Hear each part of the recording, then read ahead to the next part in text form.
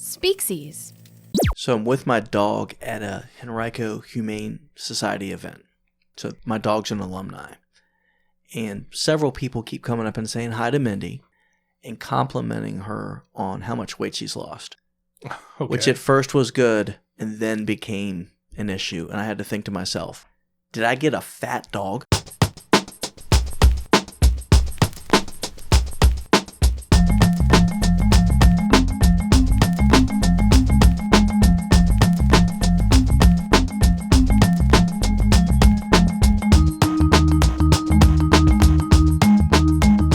All right, welcome to Origin of Species. My name is Scott. I'm here along with Steve, who may or may not have a dog with a weight issue. Yeah, so I'm in a position, I'm thinking, how fat was the dog I got? Because everyone's complimenting her on how much weight she's lost. And I don't want to pigeonhole or stereotype women, but men and women do things differently. I don't have a problem saying that. I think it's fair. And it gets to a point where you hear, it's kind of like, oh, those pants really look good on you. You know, that sort of thing. Right. I could never pull that off. Yeah, I could never pull off those pants in public, you know, that sort of thing. And I got to the point, I was getting a little defensive of my dog. Oh, yeah. So we had been told when we picked her up that because of her heartworm issues, she hadn't been exercised as much. And that seemed to be the issue. Yeah. But afterward, at first I was getting pretty defensive because my dog's pretty awesome. Yeah. And well, I'm actually glad you're experiencing this because I had a dog and it's weird. You know that feeling where I can talk trash about other people's dogs and I talk trash about my own dog. Right. But as soon as somebody else says something about my dog, I'm like, whoa, easy there, bucko. Yeah. You're not allowed to talk about my dog. So I guess that's a good sign. I spoke to a couple people and made sure I actually had some follow-up conversations to make sure that we were not, you know, you want to see if your dog is heavy, you want to see him lose weight, but not because you're not feeding them enough. You know, it's kind of like that thing when you've gone through it as a new parent. There's always that one stage of you're wondering, you know, those first couple weeks when you go back to the doctor frequently of, is the child getting enough calories? That sort of thing. Right. And didn't want to have that happen with a dog. But I can say that Mindy is a healthy slim. She's lost weight in a good way. Well, I have not met Mindy in person yet. I've seen a couple of pictures, and I don't know that I'd use the term slim. I don't want to. Are you saying my dog's fat too? Well, no. I'm just saying healthy. Mindy, I can't believe you put that collar on. I wouldn't do it. The collar seemed to fit well, but I just mean, I don't know. She looks like a normal dog. Doesn't look malnourished. And she has been in prison multiple times. Yeah, but she must have been. I mean, I'm not trying to get a rise out of you, but she must have been pretty big. I mean, if that's what everyone is saying. But the weird thing is, honestly, I didn't think she was. I don't understand how. Are they saying since you got her, or are these people that have seen her from before? They've seen her before and like, wow, she's lost a lot of weight. No, it's because you're paying attention, you're taking her out, you're doing all that stuff. That's all it is. You taking her out for like a walk a couple times a day or once a day? Or? Because of her heartworm treatments, we were advised not to exercise her so much. But other than a 24-hour period where she gets an injection and is pretty wore out, she's been fine. So I think that, you know, we've controlled how much she eats. I've learned from past experience with dogs to give them good treats and only make sure that they're actually following through on what you're trying to get them to actually make them earn the treat. Yeah. No participation treats for dogs. And it's been pretty much roasted chicken. Like actual chicken? Yeah. Dude, you're becoming one of those dog owners, man. I probably am. Oh my gosh. So it came up at work today. Lincoln thinks it's hilarious that you have a dog because he listens to, the podcast. He knows about the one that's coming out. And he sees I think a lot of people that know you see the irony in it. But I just want to see how far this is going to go. Yeah. Like you're making human food for the dog. I got to give you a little bit of a hard time on this, man. You should. And I deserve it. Like sometimes people are like, oh, I can't believe you'd say that to me. I deserve everything I get. But you're doing it for a good. I mean, this is now, I'll pose the question. Is this something that if it was just you and your wife, you would get a dog? Or like, let's say you didn't have kids. Or is this more like, I want the kid to experience having a dog? How much did that play into it? Well, I'll answer it this way. Having a dog has convinced me that I had the right attitude about cats, that cats were the right decision to purchase because this dog is a needy, hairy, attention-seeking person, and that's my role in the family. I don't need someone else taking my spotlight. Yeah. I'm the one that's needy. I need my stomach rubbed frequently. Mindy, if you're listening to this now, just know that this is a comedy podcast, so he's being a little bit of exaggerating a little bit. And Mindy, if you hear this, remember who gives you your scrimps. And I've gone full dad in the sense of the guy who reluctantly got a dog and then has decided that the dog calls the chicken scrimps. Yeah. I'm enjoying watching this. Yeah. Just you with the dog is great. Yeah. So the first idiom tonight is the short end of the stick. And I'm excited to do this one. It's been on the list of ones I wanted to do for a while. And it's got a lot to it. So I guess I'll start with you, Steve, and then I'll start talking about what I learned in my research. But short end of the stick, is that something that, like, what do you think of when you hear that? So that's actually one I feel like I use a lot, but I use a little bit more of the grown-up one of shit on the stick. And it's one that I feel like I use because I think everybody's been in that position one time that you step in some dog stuff. Oh, okay. And you got to scrape it off your shoe. And there's that. It just gives a good visual for me. I mean, that is good. I don't know what I've done in my life that I've had to use a stick to scrape off dog business. You probably came to my house in the 90s because my dog would have an accident and you'd accidentally walk in it or, whatever. And next thing you know, you bring out a stick to get it out of I've had to bring out the hose, bring out the stick. But it just gives, it's a very visual analogy for me. When would you use it in a situation? We have some work we have to do. Part of this work is just dirty work. Okay. And you're going to get this part of the stick. Yeah. So, all right.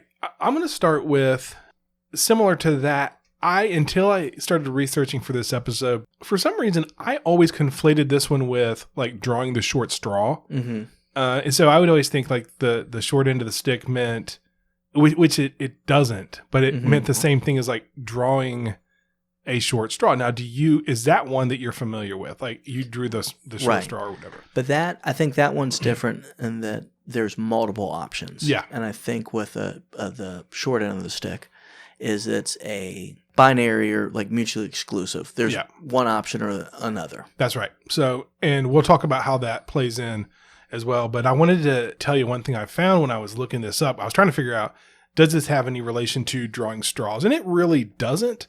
But so again, this is one where right off the bat, I'm like, oh, okay. Everything I always thought about this is wrong. This is not the same as drawing the short straw. But I would always think about an episode of Gilligan's Island. Did you watch that show growing up? Yeah. That was a staple for me. There was a time of life that your afternoons consisted of Tom and Jerry, Gilligan's Island, the Brady Bunch. They're just kind of there. Yeah, for me, I mean, Gilligan's Island, Different Strokes, Brady Bunch. I always think about drawing short straws, and I remember Gilligan drawing the short straw, which makes sense. So, but it sounds like they did that. Like they went back to the well on that one. That may have been a thing that happened a lot, but I did a little search online and I found a summary of this episode of Gilligan's Island, and it's like powerful. So there's this huge storm coming in, and everyone's freaking out, and so the whole crew, the professor, a millionaire and his wife, yada yada, skipper, they're trying to find somewhere to hide because this typhoon is on the way, and they find a cave, and like the typhoon's coming, man. There's not any time to spare. Right. There's only room enough for all of them but one person, and they very quickly decide to draw straws.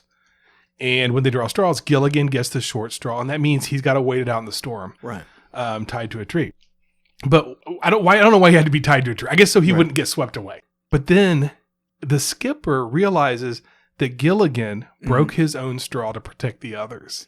Oh, so he finds the broken straw, and Skipper is so moved by Gilligan's bravery that he says, "I'm going to go out and brave the storm with Gilligan."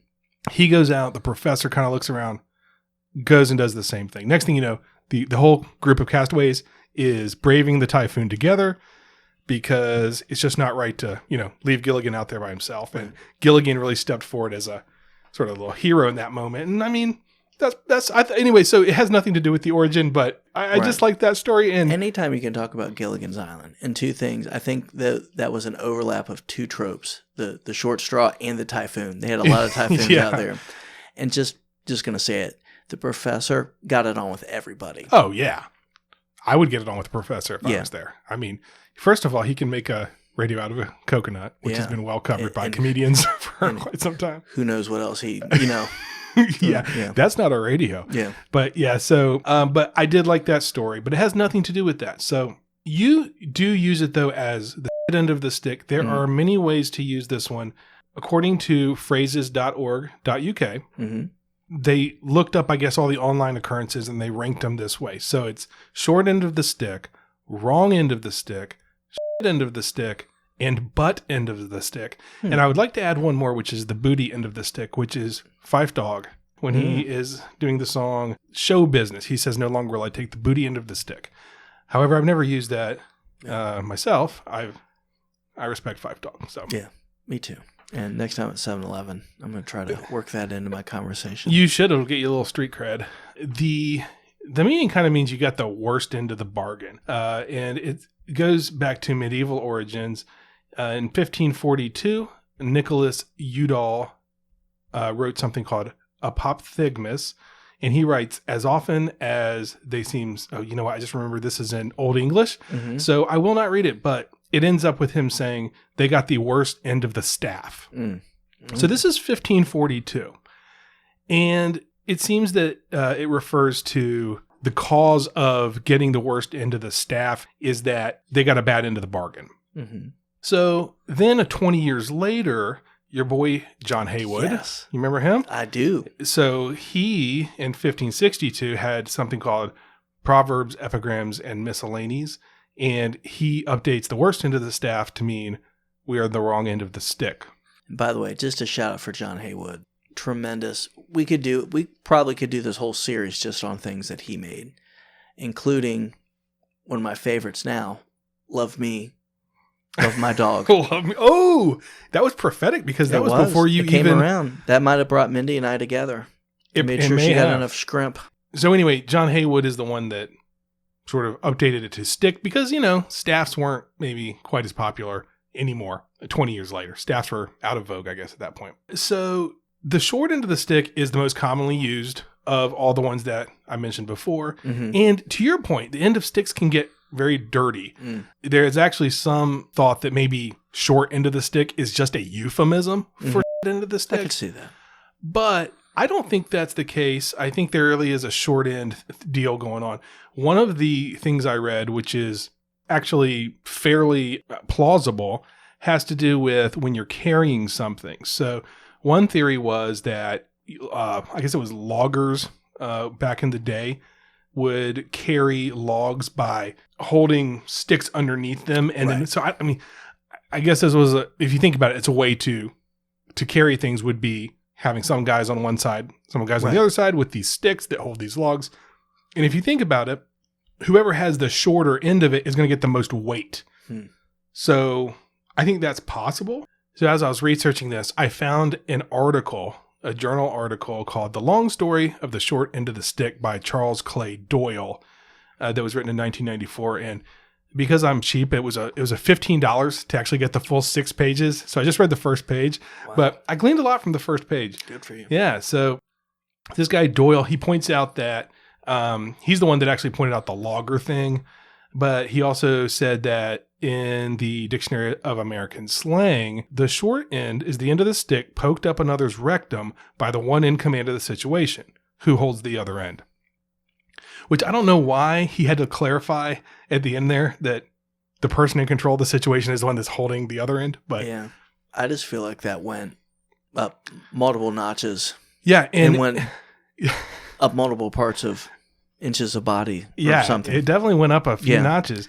And he then says in parentheses, and I'm reading this because this is a journal. It's a dry sort of thing, but the guy writing it is laughing about this because he puts in parentheses, at what point in history this practice was common remains unexplained. Yeah. Tell you who wasn't laughing. The guy person, on the wrong end of that stick. Yeah, he said basically eventually the Dictionary of American Slang dropped that explanation, and then they just put in, but it's not that they got rid of it completely. They moved it over to end of the stick. So they left short end of the stick as something different. So whatever. Thankfully, Gilligan's Island never brought that into there. We've done a typhoon several times. Well, I got a new idea. Professor? I was about to say the professor definitely is involved there. So in 1946, there's a book by Regina Reynolds who noted the existence of a medieval England instrument shaped like a hockey stick that was kept in privies in lieu of paper. So back to your picking up the stick that was used for your shoe and the dog doo-doo, what could be worse than that? Walking into the privy or like an outhouse or something and grabbing the wrong end of the stick. So I think that whole rectum stick might take it up to another level of sticks I don't want to be involved with. But. Yeah. So, I mean, I this whole thing, and quite frankly, this is one of the reasons why we haven't done this to this point, is because I didn't want to be so scatological, but it is what it is. I mean, you know, the OED, the Dictionary of American Slang, all these people are saying this. The OED has an entry for shit stick that was in there from 1598 to 1659. But it's used in a metaphorical sense. So it's like somebody that's a shit stick is like a jerk or something. But the point is, though, that it was probably a throwback to the thing that was actually a thing, which was a tool to wipe one's buttocks. And they used it in parallel with a term, again, in the Oxford English Dictionary, called a, quote, rag. Wow.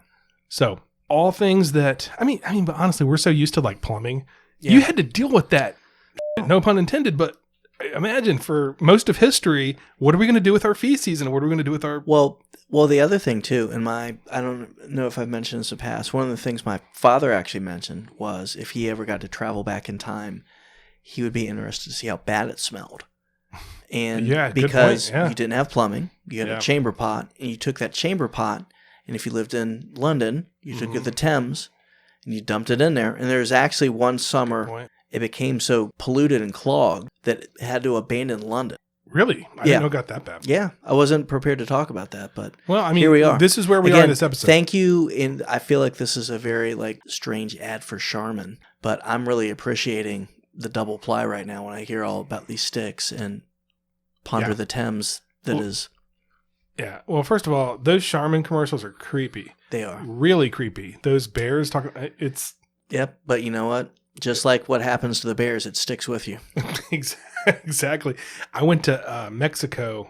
I've been to Mexico a few times, but I went to like the bad part doing a missions trip a while ago. And it was, I actually held, we're at the scatological place. I'm going to tell you, I didn't poop for like over a week. Because I was scared, because they told you, you're going to go in this hole. You're going to throw, you cannot throw paper down this hole. So you've got to throw the paper. There's some paper in there. You got to throw it in like a trash can because it would jack up the rudimentary plumbing they had. So do you have to emerge from that area and were people like outside and you would have waste that they would see you transport or? No, well, I don't know because I stayed away. Because they basically said, you go to this place, you go in here, you're going to go do your business. I mean, we had like this whole, talk about it, but I didn't do it. I held it, man. And it's weird how you can, your body can sort of do that when you need to. Yeah. I have, my body somehow knows when I'm going to be in the car for 8 hours and it adapts. It also knows when you're going to be home in 10 minutes. Exactly. And it is a weird sense. It's one of those senses you don't see of like people having a third eye. That doesn't come up it's on weird. Like things you can see. Third eye.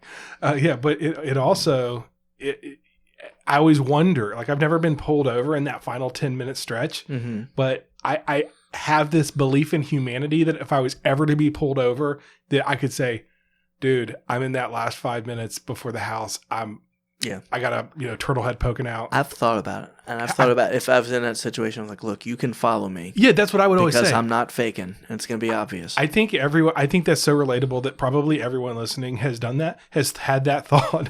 And if not, then it's just the two of us. But yeah, it's something you think about. So There's also this stuff. So I'm going to move on to what I found at Worldwide Words. He mentions this, and this is the one I found that is the most, like, if this is going to be the one that was in the Life in the 1500s email, this is sort of the one you hear the most, which is the short end of the stick, or the short end of the stick, had to do with the way that the Romans would clean their backside with what's called a stridulum, which is a sponge on a stick. So, just like the privy thing, again, picking up the wrong end of the stick or the shit end of the stick would be unfortunate. In 1895, there's a philologist, which I don't know what that means. Do you know what a philologist is? No. I don't know. It sounds made up. At the same time, I want to respect what they have to say. Yeah, it's close enough to, it ends in gist. I'm okay with it. And this guy's name is Walter Skeet. And in 1895... Lost all respect. He has an unfortunate name, but in 1895, he said that this comes from a master beating his servant.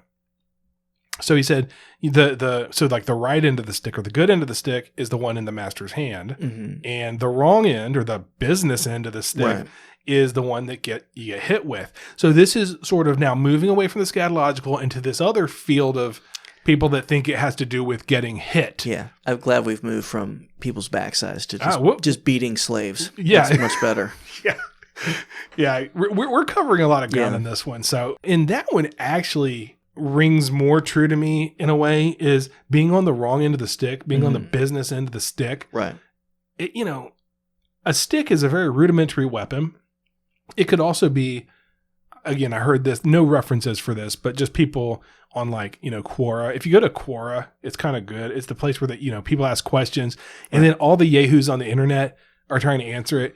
And generally, the one that's the most popular is the thing that's been plagiarized from Worldwide, or from one of these other places. But you also get all these wacky ones. So people with no actual references saying, it had to do with sword fighting, and the wrong end of the stick meant you got hit with the sword. I don't. But one I did like is the Morning Post in London in 1820 was trying to figure out what this meant, and said that the Latin of short end of the stick is the argument of the cudgel. So to appeal by force. So what's the Teddy Roosevelt thing? Speak softly and carry a big stick. Yeah, exactly. Yeah. So this one I like better. So I will tell you, there's no definitive answer on this, but I do think that getting the short end of the stick, you got the bad deal.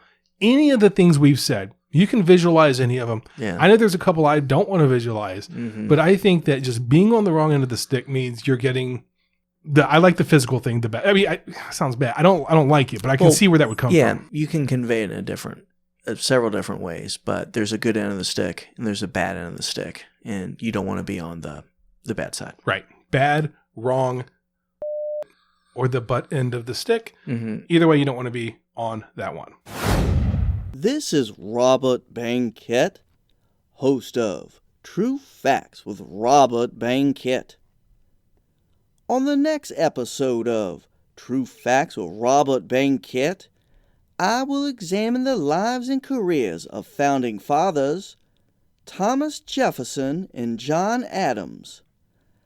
I will discuss their lives leading up to the events of the American Revolution, how they became close friends despite different backgrounds and personalities, and how an ancestor of my sworn enemy, T. Hollis Mellencamp, sparked events that drove Jefferson and Adams apart, starting a feud that stopped the men from speaking to each other for 12 years.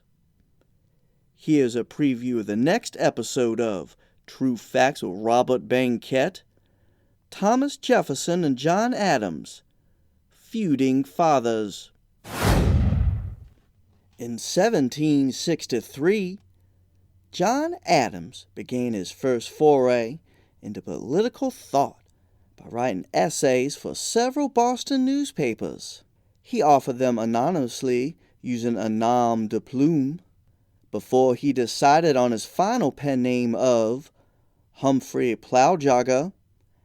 Adams considered several other names, including Maverick Hufflepuff, Winthrop Table Maid, Iceman King Parsons, Billy Jack Hayes, Beta O'Rourke, Sedley Merriclap, Sebastian Yan Hammer, Adorable Adrian Adonis, Wendover Chamberpot, High Top Janglesmith, Samson Wonderbus, Worthington Jazzercise, and Dudley Thunderham. At this point in our discussion of the life of Thomas Jefferson, I would be remiss if I did not talk about a dark, shameful part of Thomas Jefferson's legacy, something that has tarnished his reputation over the years. Unfortunately, I do not believe that we can ignore this aspect of Thomas Jefferson's life. Yes, I am talking about... Thank you for listening to this preview of the next episode of True Facts with Robert Banquet. Thomas Jefferson and John Adams, Feuding Fathers, will be released on Wednesday, December 4th. To make sure that you don't miss an episode, please subscribe to True Facts with Robert Banquet at your favorite podcast provider. For episode transcripts, go to Speaksies.com/truefacts. That's Speaksies.com/truefacts. I wish you a wonderful day, and, as always, roll tide. All right, so the next one, when you think about things that are in large quantity, there are many ways to describe it. So there's a whole heap of this, or there's a whole lot. Something is in spades. Maybe a future episode. Yeah. We're not doing that this time. Something is tremendous. That means a lot. You're lousy with this. This is coming on in buckets. All of these are things I found when I looked up more than you can shake a stick at and went to the thesaurus. Or thesaurus. How do you say it? Thesaurus, right? Thesaurus. This happened to me at work. And everyone laughed at me. So this is one of my airhead moments. I was listen, you realize that like 7 out of 10 words that come out of my mouth, I mispronounce. So I'm not gonna judge you.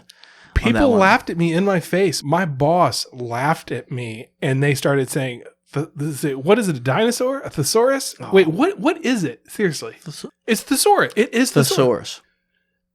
For whatever reason, I said thesaurus. I've always said that, and I don't. So.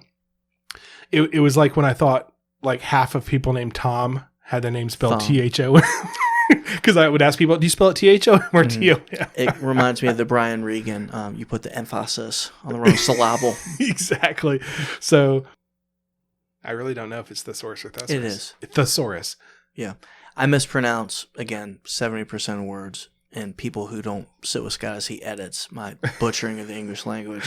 You're not that bad, but it's not an indication of, hopefully, for you, it's not an indication of intelligence. I don't think it is for me either. There's certain blocks for certain words. And that one is one for me for sure. But anyway, more than you can shake a stick at. And I was thinking about, do you remember there was a commercial?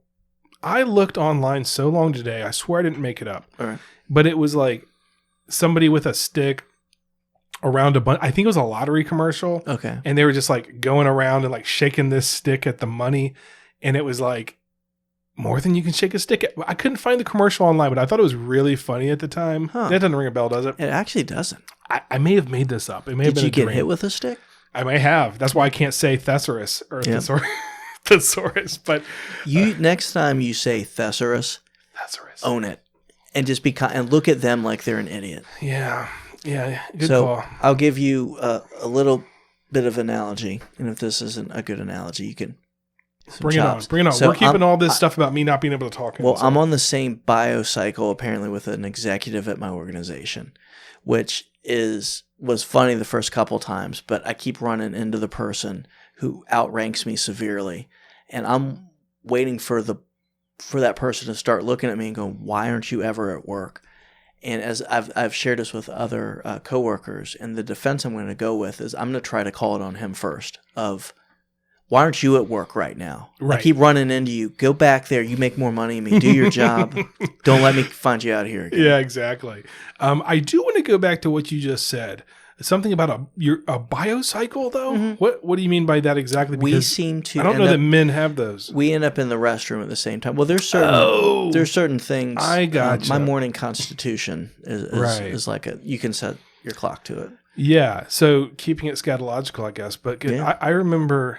But I said constitution. That makes me classy. You did. Somebody recently said we should do one about See a Man About a Horse, which I kind of feel like. Well, anyway, anytime I say it's not a good one, I end up looking it up and going, actually, that's pretty good. So, but there's like a meme that says, like, every day I go into work and I spend 10 minutes in the bathroom, I get paid 40 hours a year to poop, basically. But I try to take care of that before I get into work. How did we get here? What are we talking about? Oh, the confidence of you telling your boss in the bathroom, what are you doing here? Which is, I think you should go with it. Never happened. Yeah. So more than you can shake a stick at is one that I just have no clue what that means, like why we would say it, but I do say it all the time. What about you, Steve?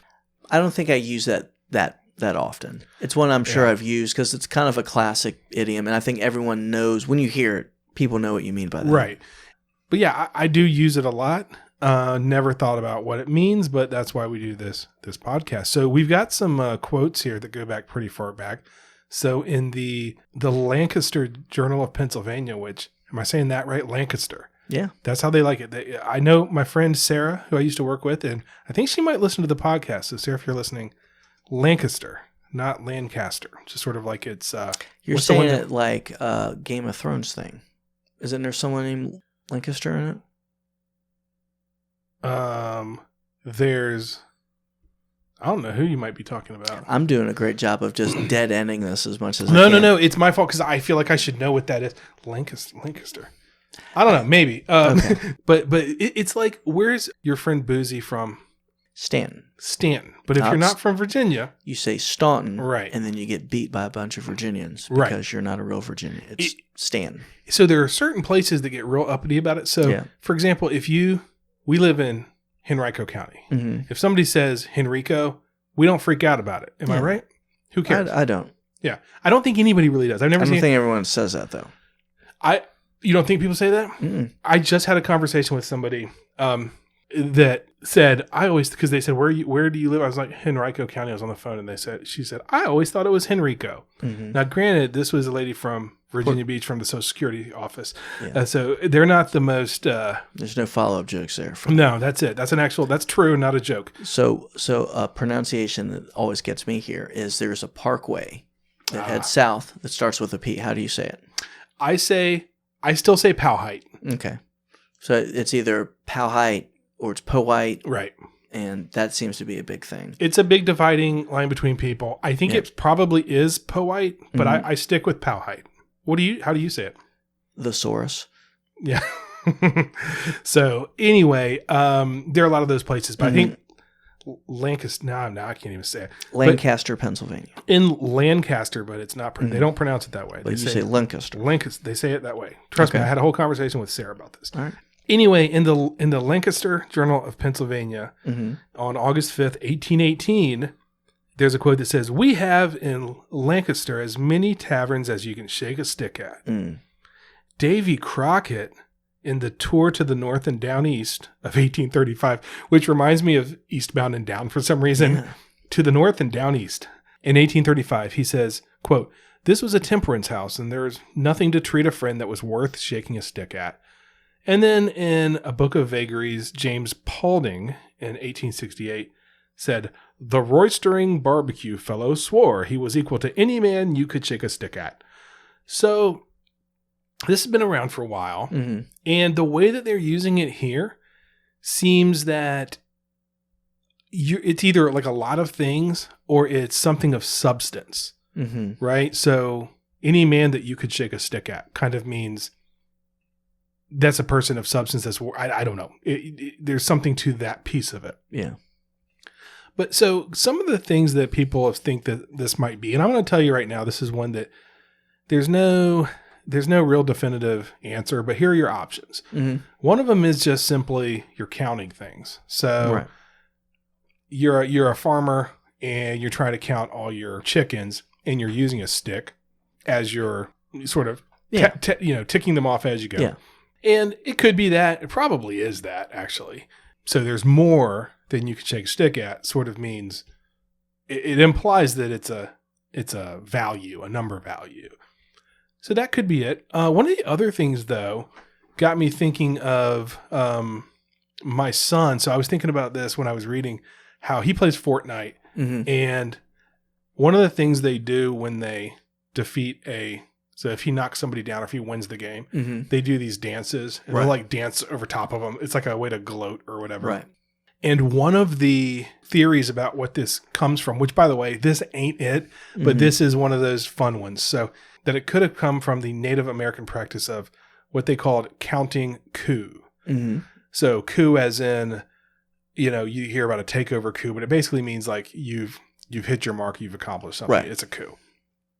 So this was a whole deal, and it was actually kind of cool. And they would basically get points for doing certain things. So like if you could touch an enemy, even without killing them, that's a point, right? Like that's a big point. Yeah. It's sort of like the biblical thing, right? Where David did that with Saul. But and so one of the things was too that if you vanquish an enemy in battle, you would touch them with your stick and kind of get a point for that. Right. And if you so that's what made me think about Fortnite, was sort of this like thing where you're sort of mocking them and you get extra points for that. Too many to shake a stick at could mean you killed so many people that you couldn't even shake your stick at them.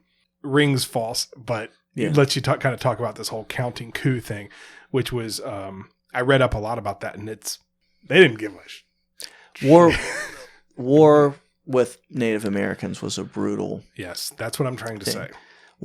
So a couple episodes ago we mentioned my favorite Western, The Searchers, and they do a very good job of just pointing out that when people engaged in battle with the natives, they taught you a lesson. You didn't mess with them. You did not want to encounter. I think their brutality was almost to send a message of you're not going to die a peaceful death. Yeah, it's effective. It's going to end poorly. Yeah, and they illustrate that very well. And it works well too with movies, because I've heard so much about this movie Bone Tomahawk, and it stars freaking Kurt Russell. I still won't see it because I'm scared, because I've heard how brutal it is, and it has to do with fighting with Native Americans. And that was also the professor's nickname off camera. I believe it. So anyway, so it could be that. The other theory is that, kind of going back to getting the short end of the stick or the wrong end of the stick, it's you shake your stick at someone that you're trying to intimidate, right? Yeah. Or warn. Maybe you take your spear or a firebrand to hold off like a wild animal or a somebody that you're trying to scare. If you got one or two people or one or two, animals that you're trying to stave off. Right. And by the way, stave is a word that I think we've talked about in this. Didn't we talk about it? No, I'm thinking of pale. Never mind. But I think actually the word stave is like a thing that you can kind of like a stake, I think, right? So stave off, that's a stick, right? So you're trying to stave off these things. If there's 20 of them coming at you, that's more than you can shake a stick at. So it could be that. I don't know. What do you think? This is one that's kind of like, I'm not going to end this by saying I know what it means. So your three options are, you're just counting your sheep, or it's this Native American thing, or it's you're using a firebrand to. I would actually go back. I think the sheep one, because I think so too. It goes farther back, and it makes sense, and it's something that translates across cultures. That it makes sense that most cultures at some point were agricultural, and you needed to count stuff. And I just know myself, for some reason, like you're trying to to add up something and holding a pen and pointing it at it just something biological and instinctual. It seems to work better. Yeah, and really it can kind of be both, because you could use the same stick that you're using to count your, like if I'm on a farm, hundreds of years ago, or living in the wild, or even whatever, I'm going to have a sharpened stick unless I have something better. But they didn't have anything better. At a certain point you might not have anything better. I'm going to use that to count my sheep, but I'm also going to use that to scare off like some, wily raccoons or whatever's coming your way. It has utility. And then you go, hey, it's more like a shake my stick at. So we're going to go with that one and move on to the next one. It's another stick idiom, which is stick in the mud. Stick in the mud. I don't really use it. I feel like this is slightly dated, but kind of means a party pooper or somebody that gets stuck in a rut. What are your thoughts on stick in the mud? That's one I don't use too much, but I kind of use it when people are, I think you said party pooper, keeping with our scatological theme. Yeah, but this was supposed to be a stick episode. It turned into a poop episode. But I think of people, I almost call them Eeyores sometimes. Just the people, it's like, hey, let's go do this or that. And there's just some people that are always, well, I don't want to do this or this, always has something negative to say. Yeah. But well, actually, I take that back because I always have something negative to say. But I'm fun. I'm fun to hang out with. I will always find the glass half empty. You're not a Debbie Downer. Yeah. And you're not a stick in the mud. No. But I'm just somehow you came up though when we were talking about stick in the mud. Just periodically negative and negative but fun. Yeah. That's what they're putting on my tombstone. Yeah. The worst Tinder profile. Yeah, that would probably get some swipes. Yeah. So this is a concept that's gone around it's gone forever. So stick in the mud is what we say now, or frankly what they said in the 60s and 70s. I don't think, like, I hear some starlet from the 60s go, oh, don't be a stick in the mud to like Cary Grant, but preceding it, there were things like stick in the briars or stick in the mire. And it was always somebody that would either by choice or because they were stuck not move. So this is from our good friends at phrases.org.uk, and they mentioned Thomas Cooper's thesaurus in 1565, which had an example, and it said, they being accused of extortion and pillage were in much trouble, or stuck in the briars. Well, they say stack because it's Old English, but so all the way back to 1565 you had this stuck in the briars thing. But none of that has stayed. Stick in the mud has been the one to stick around, no pun intended. And it goes back to the General Evening Post in 1733. There's a very long paragraph that I'm not going to read, but I promise you they used stick in the mud. And it means it in the same way we mean it now, that some general was stuck somewhere. I feel like I'm doing everyone a service by not reading this. And then again, on December 8th in 1733, they mentioned this guy, John Anderson, and they call him a stick in the mud. Can you think of any times that you've been a stick in the mud? That's what I'm trying to think. That's why I came with I know with me that I, unfortunately, in the last few years have figured out that there is actually, I've known this for a while, that I'm very aware of my energy and when it's going to end. And I'm not a stick in the mud in the sense of, I don't want to do that. I'm going to bring down everybody. But I know there's times that I know my battery is going to expire and I'm not going to be fun. So I think stick in the mud may be more situational, because in that instance, it's not that you are a stick in the mud for any reason, like you don't want to have fun, but like you're at the end of a long day, you want to go home, eat a steak and go to bed. Right. But I just know there's times that my battery, there was a work situation, 20 years ago where I told you and I told somebody else that I have till 5 o'clock. Yeah. And then the battery's going to go out, and I wasn't trying to be, No, I wasn't trying to be a stick in mud. I just know how. Well, that's why I say, and I do remember that, and I always respected that you called that out, and you just were straight up about it. But you also weren't. But that goes to my point about being situational. So in that situation, if the coworker that we were with was like, "Hey, let's go play 9 holes golf," or like, "Let's go get some dinner and have a beer," and you're like, "I'm gonna go on home," he could have said you're a stick in the mud, or it would have probably been more precise if he said, "Don't be a wet blanket." Right. So wet blanket. So stick in the mud. Frankly, I think stick in the mud comes from it's just obvious. And also, if you're in a wagon and your wagon gets stuck in the mud, you're a stick in the mud. It just means, it's obvious. But it doesn't let me talk about wet blanket. So wet blanket So normally now we know which ones we're going to talk about, Mm-hmm. but I got some theories today. I didn't tell you we're going to do this when I was asking some people at work what they thought this might be about. And the answers I got were like, in the old days, if you're out camping and Mm-hmm. you have a blanket that's wet, it's no good, which kind of made sense. Mm-hmm. But our boy Lincoln Mm-hmm. said he thought it may have been naval or like in the Navy. It's if you're issued a blanket and you're out to sea and it gets wet, you're screwed. I can see that. Which, I mean, I'm sure that happens, but I don't Mhm. know that you'd call somebody a wet blanket from that. Right. And then this lady I work with, Heather, was saying about the sort of camping thing, you're useless. But I kept trying to tie back to saying, you're useless, but that's not what it means when you say someone's a wet blanket. To me, it means you're a party pooper, Mm-hmm. even more so than stick in the mud. Right. I think wet blanket is you are a blanket. You should be practical. You have a purpose, but if you're in a certain mood, you undo that purpose. Yeah. We're at a situation where you should have a fun time, but for some reason you've decided to undo that. Yeah, I think that's good too. And I looked up the answer before asking people, so I kind of know, Mhm. but I would have thought basically just like you're useless. You're to what you, it's exactly what you just said basically. But what it actually comes from, according to Grammarist, who I do think is a fairly legit one. What I like about Grammarist is if they don't know it, they just say, we have no clue. Well, that's good. And a lot of places give you all these false ones. But they say, according to Grammarist, a wet blanket has its roots in the 1600s. And it means what we said it means, someone who spoils the enjoyment of a situation and dampens other people's joy. Womp womp. And the expression comes from the 1870s, but it has roots in the 1600s. So it has to do with a cook that throws a wet blanket over a fire to stop a fire quickly. Oh, okay. Which now all of a sudden, that's exactly what it is. Yeah. And it makes total sense. You dampen, things are going well, there's a fire going. Yeah.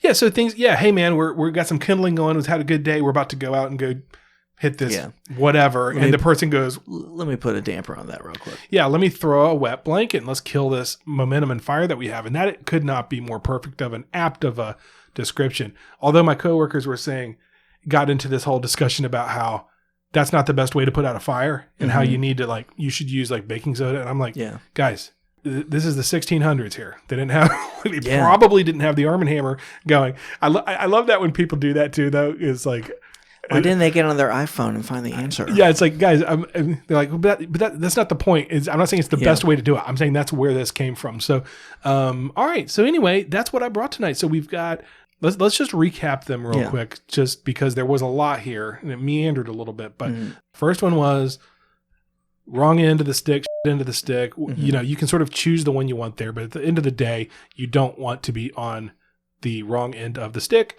Then we did more than you can shake a stick at, and which is, again, not really sure, but we think it has to do with counting and or, having a weapon to stave off your foes. We did stick in the mud, which is somebody that's in a rut and has sort of various roots. And then just for good measure, and wet blanket came from my good friend, Aaron Sorrow, who said, you guys should do that one. And I said, that'll go right along with stick in the mud. So, I mean, that's our stick episode, I guess. Yeah. If you take anything away from this, the sexual alpha Gilligan's Island, who shook his stick at many people, was definitely the professor, no doubt. This is Steve with Origin of Species. Thank you very much for listening to our episode today. It'd be wrong of me to end this episode without giving a shout out to Mrs. Howell. Ginger and Marianne get a lot of attention, but Mrs. Howell has it going on. You know what else has it going on? 5-star ratings and positive reviews on Apple Podcast.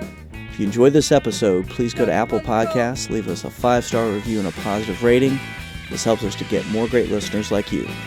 Thank you very much for listening to Origin of Species. We hope you have a great day.